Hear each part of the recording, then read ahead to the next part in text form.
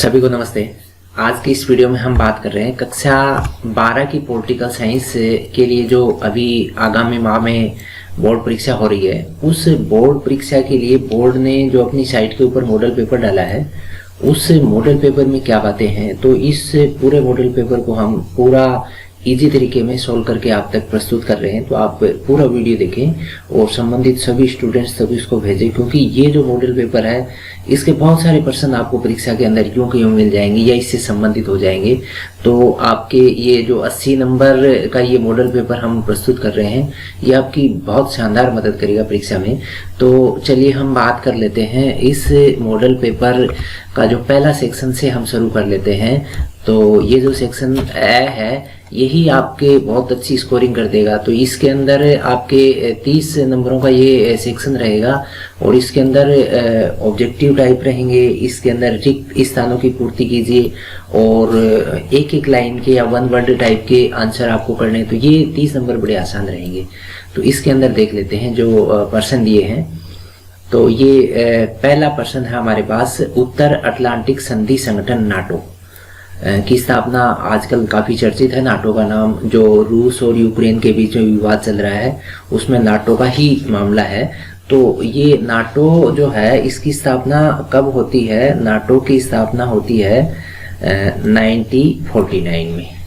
और उसके बाद में अगला जो क्वेश्चन है, शॉक थेरेपी किस वर्ष अपनाई गई थी? तो शॉक थेरेपी अपनाई गई थी 1990 में। तो आपको पता है ये मामला किससे संबंधित है? जो सोवियत संघ था उसके अंदर एक डैमेज कंट्रोल से संबंधित ये एक प्लान है। तो ये 1990 आंसर रहेगा इसका। इसके बाद में अगला अपन ऑप्शन देखते हैं। तीसरा जो क्वेश्चन है, साप्टा। साप्टा किससे संबंधित है? साप्टा किससे संबंधित है? सार्क से। सार्क के जो भारत के आसपास के देशों का जो समूह है वो सार्क है। अच्छा, इसके बाद में अगला जो क्वेश्चन है, भारत ने पहला परमाणु परीक्षण कब किया था?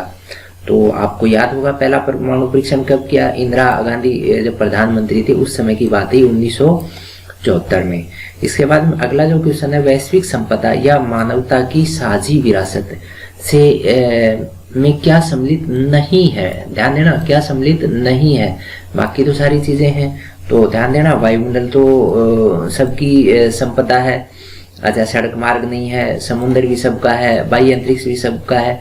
तो ये आंसर रहेगा। बे आंसर जो है, सड़क मार्ग जो है ये इसमें शामिल नहीं है। तो ये आंसर रहेगा। इसके बाद में अगला जो क्वेश्चन है वो, स्वतंत्र भारत का पहला आम चुनाव कब होता है? तो ये पहला आम चुनाव आपको याद होगा कब है?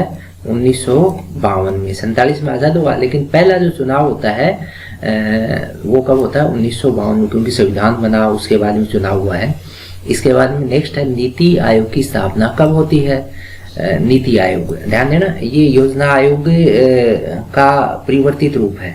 तो अभी जो सरकार आई थी इसका पहला जो प्रारूप आया था, यानी 2014 में जो गवर्नमेंट आती है उसने एक साल बाद में यानी 2015 में योजना आयोग की जगह नीति आयोग बना दिया था। ध्यान देना, नीति आयोग का अध्यक्ष कौन होता है? प्रधानमंत्री है। और आज के समय प्रधानमंत्री कौन है आपको पता ही है। और इसके बाद में अगला जो क्वेश्चन है, चिपको आंदोलन की शुरुआत किस राज्य में हुई थी? तो चिपको आंदोलन ये पहाड़ी क्षेत्रों में हुआ था। तो ये आंदोलन उत्तराखंड में, और इसका नेतृत्व करने वाले हेमंती नंदन बहुगुणा, और ये चिपको आंदोलन था। इसके बाद में अगला जो है, निम्न राजनीतिक दलों में से नया राजनीतिक दल यानी नई पार्टी। देखो, नेशनल कांग्रेस बहुत पुरानी है, बीजेपी पुरानी है, समाजवादी बीएसपी बोलते हैं ये भी पुरानी है। आम आदमी पार्टी जो अरविंद केजरीवाल की पार्टी है दिल्ली में, जिसकी गवर्नमेंट है, तो वो राजनीतिक दल आपके नाम से भी बोल सकते हैं इसको, AAP, ठीक है ना। ये शॉर्ट में इसको ऐसे भी लिख सकते हैं। तो ये पार्टी नई है। इसके बाद में नेक्स्ट क्वेश्चन है, संयुक्त राष्ट्र संघ के प्रथम महासचिव, संयुक्त राष्ट्र संघ के पहले महासचिव कौन थे? तो इसका सही आंसर रहेगा ट्राइगली, ये सही आंसर है इसका। और इसके बाद में अगला जो क्वेश्चन है वो है 2 जून 2014 को कौन सा नया राज्य बना था। तो सबसे लास्ट में यही राज्य बना हुआ है, इसके बाद में कोई नया राज्य नहीं बना है। तो ये कौन सा राज्य है? तेलंगाना। ये तेलंगाना किसको डिवाइड करके बनाया था? याद है आपको? आंध्रा को डिवाइड करके, आंध्र प्रदेश को डिवाइड करके तेलंगाना बनाया गया था। इसके बाद में जो ऑब्जेक्टिव के अंदर है इसमें 12वां जो क्वेश्चन है, स्वतंत्र भारत के पहले शिक्षा मंत्री। स्वतंत्र भारत के पहले शिक्षा मंत्री कौन थे? ये थे आपके मौलाना अबुल कलाम आजाद। ठीक है, तो ये स्वतंत्र भारत के पहले शिक्षा मंत्री थे। अच्छा, ये जवाहरलाल नेहरू प्रधानमंत्री थे, पटेल क्या थे? गृह मंत्री थे, भीमराव अंबेडकर क्या थे? कानून मंत्री थे। तो ये आप दिमाग में रखना याद। इसके बाद में ये 12 नंबर तो आपके बड़े आसान है, 20 नंबर स्कूल से जाएंगे, 12 ये होंगे। तो ये मान के चलो ये तो आपके कोई भी हालत में आपके कम नहीं होंगे। इसके बाद में आप खालिस्तान भरने वाले प्रश्न देख लीजिए। तो ये प्रश्न है, संयुक्त राष्ट्र संघ में सुरक्षा परिषद में कितने स्थायी हैं और कितने अस्थायी हैं? तो आपको पता है स्थायी कितने हैं? 5, जिनको 5 बिग ब्रदर्स बोलते हैं। और अस्थायी कितने हैं? ये आपको ध्यान होना चाहिए, कितने हैं? 10 हैं। तो ये रोटेट होते रहते हैं, बाकी ये परमानेंट है। इसके बाद में अगला क्वेश्चन है, भारत में संघीय शासन पर आधारित लोकतंत्र को अपनाया है। तो ये कौन सा सिस्टम है? ये प्रतिनिधित्व मूलक है। तो यहाँ खालिस्तान में आप भर सकते हैं, प्रतिनिधित्व मूलक लोकतंत्र है। इसके बाद में प्रथम विश्व युद्ध सन से तक चला। तो पहला विश्व युद्ध कब शुरू हो जाता है? 1914 में शुरू हो जाता है। और कब तक चलता है? 1918 तक चलता है। तो ये ध्यान रखना, पहले विश्व युद्ध का टाइम। इसके बाद में अगला है, रूस की 1917 की समाजवादी क्रांति के बाद में क्या बना? तो यहाँ पर जो समाजवादी क्रांति होती है उसके बाद में ये जो गणराज्य बनता है इसका नाम क्या है? समाजवादी सोवियत गणराज्य, जिसको अंग्रेजी में USSR के नाम से भी जानते हैं। और बाद में 1991 के बाद में इसी का नाम क्या हो गया था? रूस हो गया था। इसके बाद में अगला जो क्वेश्चन है, नामदेव ढसाल। ये कौन सी भाषा के कवि थे? नामदेव ढसाल ये मराठी थे।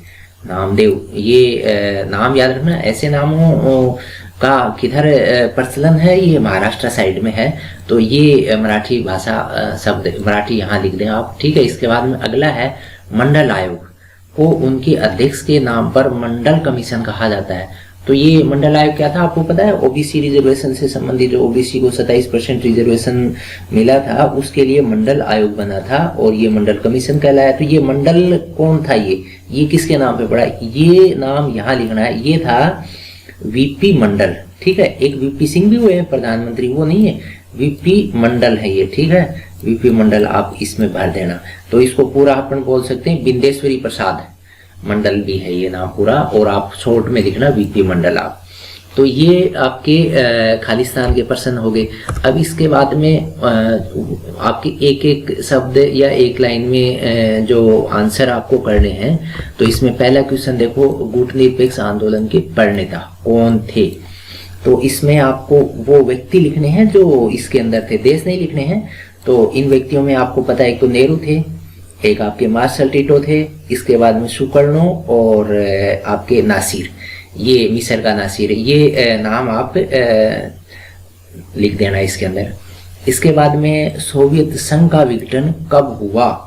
सोवियत संघ का विघटन कब होता है? 1991 में। ठीक है। आप तारीख अगर लिखते हो तो कोई बात नहीं है, वरना आप 1991 में लिख दो, 25 दिसंबर 1991। ठीक है। इसके बाद में अगला जो क्वेश्चन है ये है सार्क का पूरा नाम।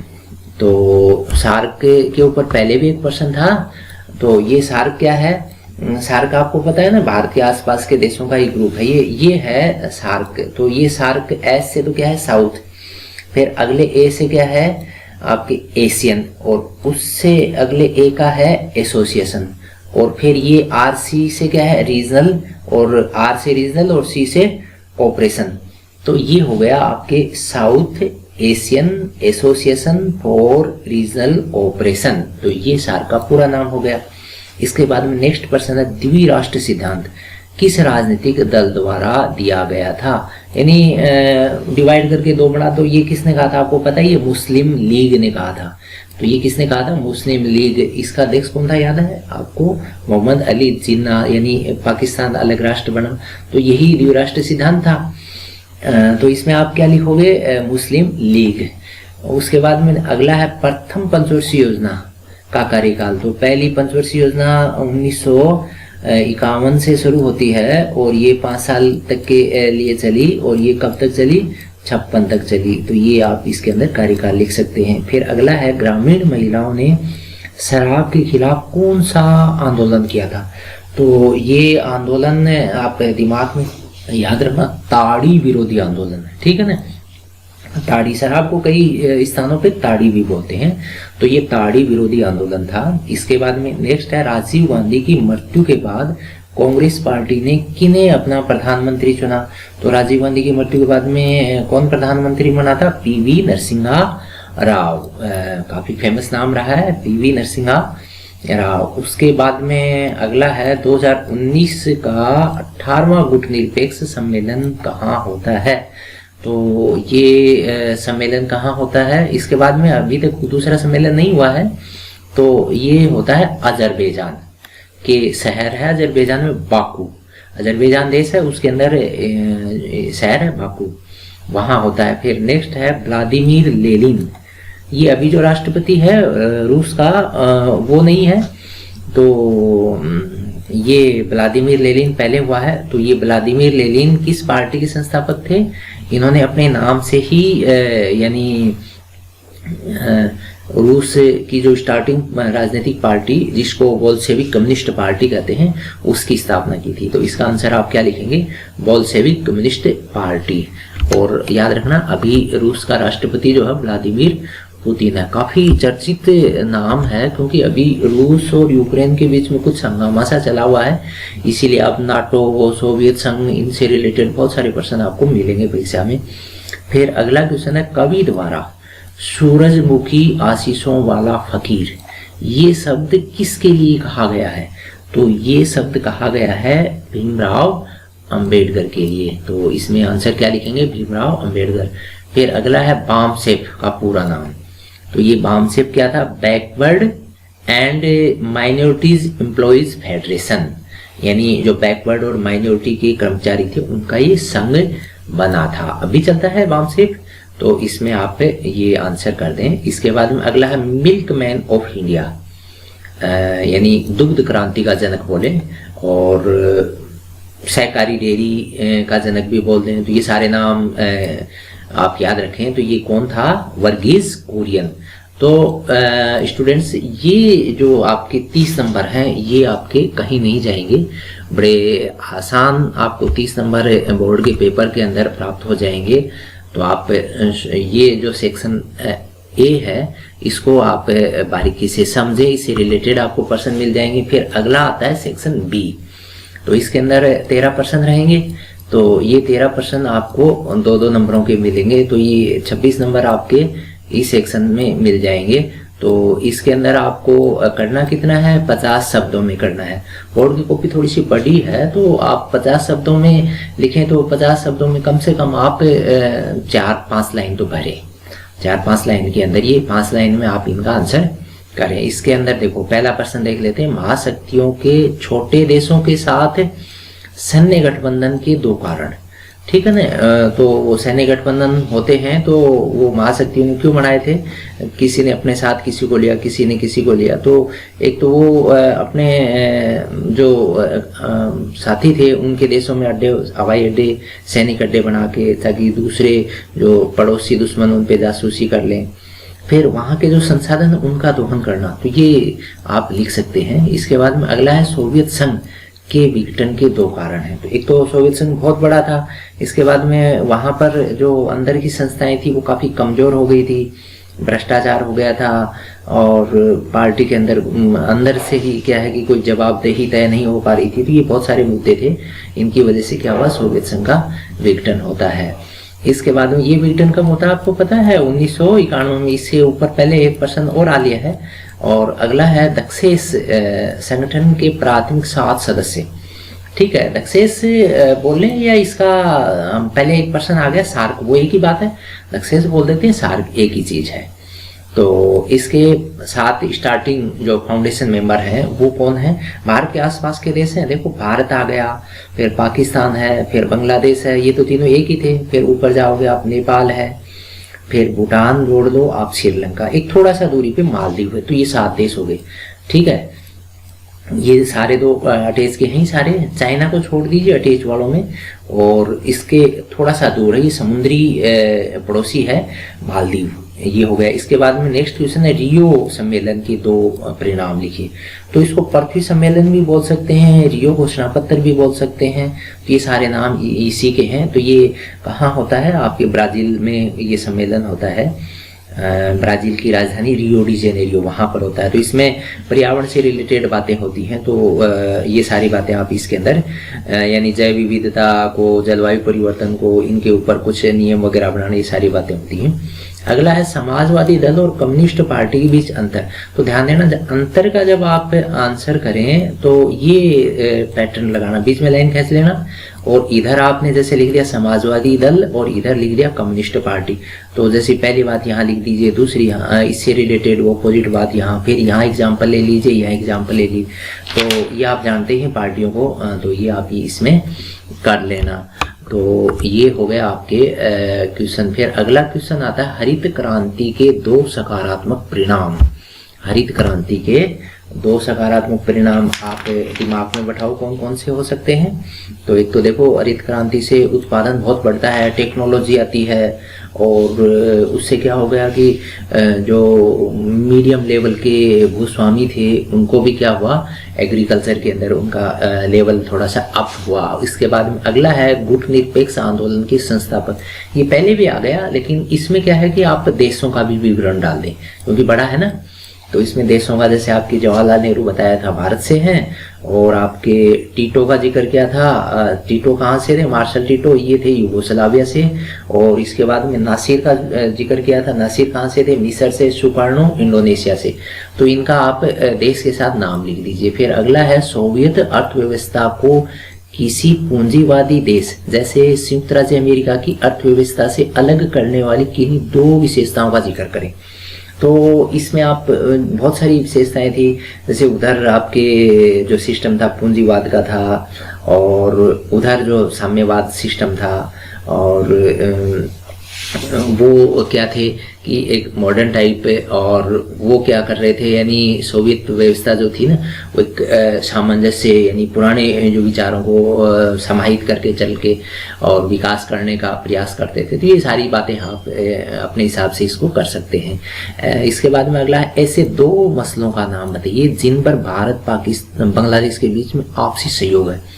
तो ध्यान देना, बांग्लादेश 1971 में होता है अलग, पहले पाकिस्तान का हिस्सा था। तो ऐसे मुद्दे जिनके ऊपर समानता है, तो आपको पता है, एक तो भारत ने पॉलिसी बना रखी है लुक ईस्ट पूर्व की ओर देखो, तो उसमें भी इसका कोऑर्डिनेशन अच्छा है। फिर आपके आपदा प्रबंधन है, पर्यावरण है, क्योंकि बहुत सारी नदियां भारत से बांग्लादेश में जाती हैं।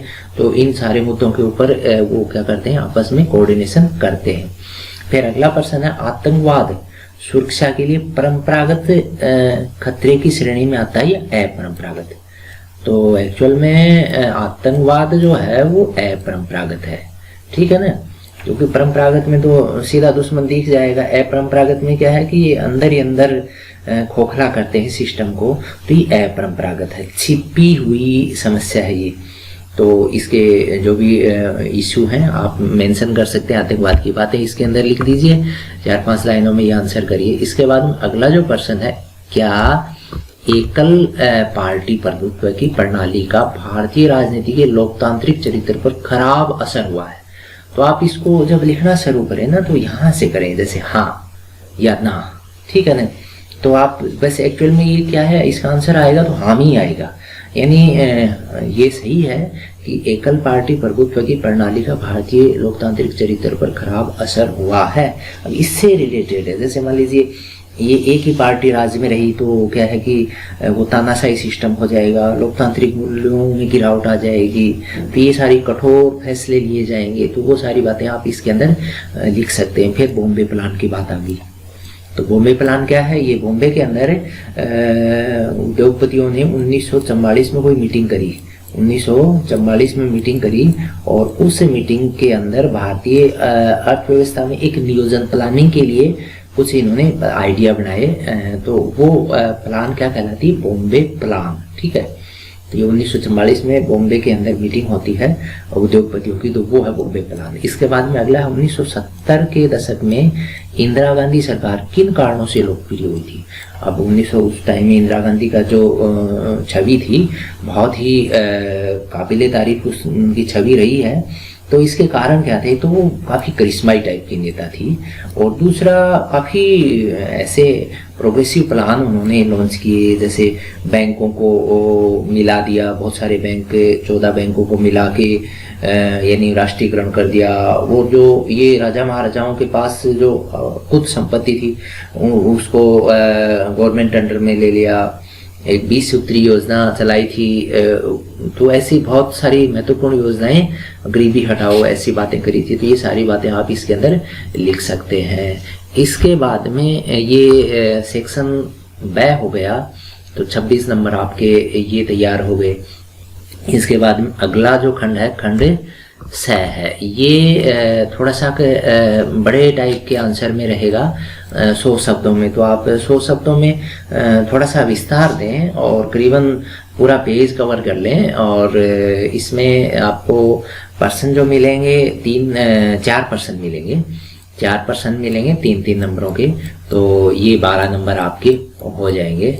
तो इसमें देखते हैं पहला जो पर्सन है, अथवा में रहेंगे श्रीलंका के जातीय संघर्ष में उनकी भूमिका प्रमुख है।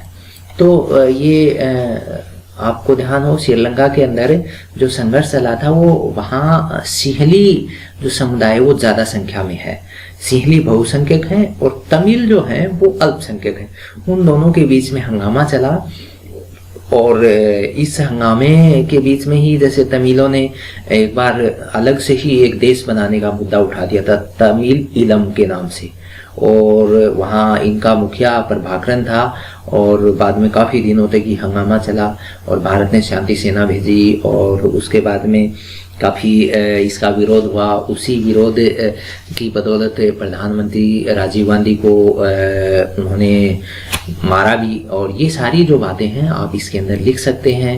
तो ये जो जातीय संघर्ष है इसकी जो सारी बातें हैं विस्तार में आप लिख दें। अथवा में जो प्रश्न है, दक्षिण एशिया में द्विपक्षीय संबंधों को बाहरी शक्तियाँ, तो भारी शक्तियाँ कौन है? भारी शक्तियाँ आपके अमेरिका है और आपके सोवियत संघ, या जिसको रूस बोले वर्तमान नाम से। तो इनका प्रभाव रहा है कोई सा देश कोई से के पक्ष में, जैसे चाइना है। चाइना पाकिस्तान के फेवर में चला जाता है, और भारत के फेवर में वर्तमान में जैसे अमेरिका चल रहा है, कोई समय पहले भारत के पक्ष में सोवियत संघ चलता था। तो ये सारे जो एक दूसरे को प्रभावित करने वाले मुद्दे हैं वो आप इसके अंदर डाल सकते हैं। इसके बाद में अगला जो प्रश्न है वो है साझी परंतु अलग अलग जिम्मेवारियों से क्या अभिप्राय है, और हम इस विचार को कैसे लागू कर सकते हैं। तो साझी परंतु अलग अलग जिम्मेवारियां, यानी ये किससे रिलेटेड है? पर्यावरण से, पर्यावरण, वैश्विक पर्यावरण की रक्षा। तो इसमें क्या है, जैसे बहुत सारे बिंदु हैं जो जैसे आपके वायुमंडल है, चाहे वो अंतरिक्ष है, चाहे वो समुद्र है, ये सबकी साझा है और इनकी अलग अलग जिम्मेवारियां हैं। तो इनके ऊपर आप पूरा डिटेल से इसके अंदर विकासशील देशों का मुद्दा क्या है, विकसित का क्या मुद्दा है, विकासशील देशों के ऊपर जबरदस्ती नियम कानून लाद देते हैं जबकि उनका कार्बन उत्सर्जन बहुत कम है। जो विकसित देश हैं, यानी जो आज के समय में बहुत संपन्न देश हैं, उन्होंने पूरे वैश्विक संपदा का दोहन कर लिया। तो ये जो मुद्दे हैं वो सारे इसके अंदर आप डाल दें। अगला जो प्रश्न है, अथवा में वैश्विक पर्यावरण की सुरक्षा से जुड़े 1990 के दशक से विभिन्न देशों के प्राथमिक सरोकार क्यों बनाए गए। तो इसके अंदर आप ये जो है ना, आप बानवे में आपके जो जलवायु सम्मेलन होता है रियो डी जेनेरियो में, पृथ्वी सम्मेलन के नाम से भी बोले, उसकी बात भी डाल दो इसके अंदर। तो इसमें जैसे मान लीजिए जल का इश्यू है, प्रदूषण का है, चारागाह का है, उर्वरा शक्ति का है, खाद्यान्न का है, जनसंख्या, ये सारे इश्यू इसके अंदर आप डाल देना, क्योंकि उसके बाद से ही लोगों के अंदर वैश्विक लेवल पे जागृति आती है। इसके बाद में अगला जो प्रश्न है, दलित पैंथर्स ने कौन से मुद्दे उठाए। एक्चुअल में दलित पैंथर्स यानी ऐसे ग्रुप थे जो समाज के दबे कुचले वर्ग को ऊपर उठाने के लिए आंदोलन कर रहे थे, तो उनसे रिलेटेड बातें इसके अंदर आपको लिखनी है। तो ये सारी बातें, बहुत सारे इश्यू हैं उनके, जातीय आधार के हैं, महिलाओं के हैं, और उनके एकीकरण के हैं, सामाजिक उत्थान के हैं, आरक्षण के, सारे मुद्दे आप इसके अंदर लिखें। अगला जो अथवा में है, क्या आंदोलन और विरोध की कार्यवाहियों से देश का लोकतंत्र मजबूत होता है। अपने उत्तर की पुष्टि में उदाहरण भी दे दीजिए। तो एक्चुअल में इससे मजबूत तो होता है लोकतंत्र, आंदोलन भी चाहिए और विरोध की कार्यवाहियां भी चाहिए। अगर ये नहीं होंगे तो लोकतंत्र कमजोर रह जाएगा। और क्योंकि आपने देखे होंगे जैसे बहुत सारे आंदोलन से हमने इसी में आ गया, चिपको आंदोलन, अभी जैसे दलित पैंथर्स का आ गया, पहले एक ऑब्जेक्टिव में ताड़ी विरोधी आंदोलन की बात आई थी। तो ये आंदोलन यानी कुछ इश्यू थे, जैसे ताड़ी का था वो नशाबंदी से है, शराब के विरोध में महिलाओं ने किया था। दलित पैंथर्स यानी जो SC ST आदिवासी हैं उनके मुद्दे हैं। तो ये आंदोलन होते हैं तो सरकारों को कुछ कानून बनाने पड़ते हैं, इससे लोकतंत्र मजबूत ही होता है। तो ये बातें आप लिख सकते हैं। फिर अगला है, कांग्रेस के प्रभुत्व का दौर समाप्त हो गया, इसके बावजूद देश की राजनीति पर कांग्रेस का असर लगातार कायम है। क्या आप इस बात से सहमत हैं? और अगर हैं तो पक्ष में आप तर्क दे दीजिए। तो ये बात है कि आज के समय देखें तो 2014 से बीजेपी की गवर्नमेंट है, NDA की गवर्नमेंट बोल सकते हैं। इससे पहले बीच में जैसे 4 से 9-10 साल तक मनमोहन सिंह प्रधानमंत्री रहे थे। लेकिन अब की बात करें तो 14 में जैसे कांग्रेस को 44 सीटें मिली, 19 में 52 सीटें मिली। लेकिन इससे हम ये नहीं कह सकते कि उनका प्रभुत्व यानी असर खत्म हो गया। ज्यादातर पार्टियां कांग्रेस की ही को ही विपक्ष का सबसे बड़ा लीडर मान के ही काम कर रही हैं। कांग्रेस हार जरूर हुई है लेकिन वोट परसेंटेज उनका अभी भी बहुत अच्छा ही चला हुआ है। तो आज वो बहुत सारे मुद्दों के ऊपर एक सकारात्मक विपक्ष की भूमिका निभा लेते हैं। इस वजह से हम ये कह सकते हैं कि कांग्रेस का असर अभी भी कायम है। तो ये बातें आप इसके अंदर लिख सकते हैं। फिर अगला अथवा में है, मंडल आयोग को विस्तार से लिखना। मंडल आयोग पे पहले भी जैसे मैंने बताया था, मंडल आयोग जो OBC को रिजर्वेशन 27% मिला था उससे रिलेटेड ये था। और इसको इंट्रोड्यूस करने किया था, यानी इसको एक मेंबर की अध्यक्षता में बनाया था। ये VP मंडल मैंने बताया था। इसको अगर पूरा नाम दिमाग में रखें तो बिंदेश्वरी प्रसाद मंडल। और इसमें जो बातें आई थी आपको 27% OBC आरक्षण की बात इसके अंदर थी। तो वो सारी बातें आप इसके अंदर लिखते हैं। इसके बाद में अगला जो खंड रहेगा ये भी बड़ा इंटरेस्टिंग है, लास्ट खंड रहेगा। और इसके अंदर 4 नंबर के प्रश्न रहेंगे और थोड़े विस्तार से लिखने हैं 250 शब्दों में। तो 250 शब्दों का मतलब आप बोर्ड की जो कॉपी आती है ना, तो वो पूरा पन्ना आगे पीछे से, ठीक है ना, दोनों पेज आगे कर लो। और उसके बाद अगला एक ले लीजिए, यानी 3 पेज ले लीजिए, यानी 1.5 पन्ना ले लीजिए। तो इतना सारा आप कर दें। और ये 3 प्रश्न रहेंगे 4-4 नंबर के। तो ये कितने नंबर हो गए? 12 नंबर आपके यहाँ मिल जाएंगे। तो इस भाग को देख लेते हैं अपन, अथवा में रहेंगे सारे। तो इसमें देखते हैं पहला प्रश्न। तो ये आपको मिलान करनी है, संयुक्त राष्ट्र संघ की शाखाएं और एजेंसियों की मिलान कर लेना। तो इसमें देखो पहला है आर्थिक और सामाजिक परिषद। तो आर्थिक और सामाजिक परिषद इसमें से देख लेना काम क्या करती है, वो सारी बातें आप समझ के फिर मिलान करना। बड़ा आसान है वैसे, वहाँ हो सकता है इससे रिलेटेड और कोई सी दूसरे पैटर्न के ऊपर प्रश्न आ जाए। तो इसमें देखो ये क्या है, देखो इसको देख लो आप, सदस्य देशों के आर्थिक और सामाजिक कल्याण। वो बात आर्थिक और सामाजिक की ना, तो इसे मेल खा गई, तो इसको मिला दो। इसके बाद में अगला जो अंतर्राष्ट्रीय न्यायालय, ये क्या करता है? न्यायालय को पता ही है अब क्या करते हैं, न्यायालय विवादों को निपटाते हैं। तो अंतर्राष्ट्रीय न्यायालय क्या करते हैं? समस्त देशों के बीच मौजूद विवादों को निपटाते हैं। फिर अगला जो है अंतर्राष्ट्रीय आणविक ऊर्जा एजेंसी। तो ये आणविक ऊर्जा एजेंसी क्या करती है, ये आपके परमाणु प्रौद्योगिकी, ठीक है ना, इसका शांतिपूर्ण उपयोग और सुरक्षा कैसे उसकी जिम्मेवारी ये रखती है। फिर सुरक्षा परिषद क्या करती है, ये अंतर्राष्ट्रीय शांति और सुरक्षा का संरक्षण करती है। तो ये आप इसको मिला दीजिए, ये तो बड़ा आसान है, 4 नंबर आपके आ जाएंगे। और इसी पैटर्न पे अगर और आ जाते हैं ना तो आपके नंबर जो हैं बहुत शानदार रहने वाले हैं इस बार। इसके बाद में अगला है, ये भी मिलान से संबंधित अथवा का है, तो दोनों अथवा में तो जैसे भी आते हैं ना तो एक ही पैटर्न पे रहते हैं। इसके बाद में ये देख लेते हैं, एजेंसियों को मिला लीजिए आप। तो इधर कुछ नाम दिए हैं, इधर संगठन जो है, जैसे हम देखे हैं वैश्विक वित्त की देखरेख, तो वैश्विक वित्त पैसे वैसे का काम तो यही करेगा, अंतर्राष्ट्रीय मुद्रा कोष IMF भी बोलते हैं इसको। इसके बाद में अगला है सदस्य देशों के बीच मुक्त व्यापार, तो व्यापार का काम कौन करता है, विश्व व्यापार संगठन, ठीक है। तो ये आप दिमाग में रखना, विश्व व्यापार संगठन, WTO भी बोल सकते हैं इसको। और अगला है संयुक्त राष्ट्र संघ के मामलों का समायोजन और प्रशासन, तो समायोजन और प्रशासन ये तो सचिवालय की घटनाएं होगी। और फिर अगला है सबके लिए स्वास्थ्य, तो ये स्वास्थ्य का तो आजकल खूब नाम चलता है, विश्व स्वास्थ्य संगठन WHO, तो ये हो गया, तो ये मिला लीजिए आप। इससे इसके आगे कुछ दिया नहीं तो ये रह जाएगा।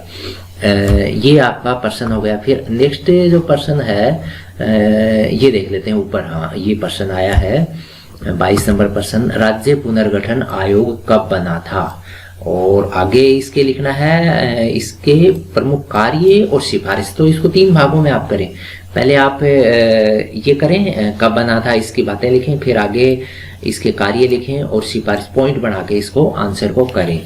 तो ये कब बना था, तो आपको पता है पुनर्गठन आयोग बना था 1953 में बना था। और इसके कामों की बात करें तो इसका काम क्या था, ये जैसे राज्यों के सीमांकन के मसलों पर को समझना, तो ये सारी बातें थी। फिर सिफारिश जो है ये थोड़ा सा डिटेल में आप कर सकते हैं, तो इसमें जैसे भाषा के आधार पे अलग अलग राज्य बनने हैं। फिर 1956 में ये जो कानून बना, उस कानून के आधार पे 14 राज्य बन गए और 6 केंद्र शासित प्रदेश बन गए।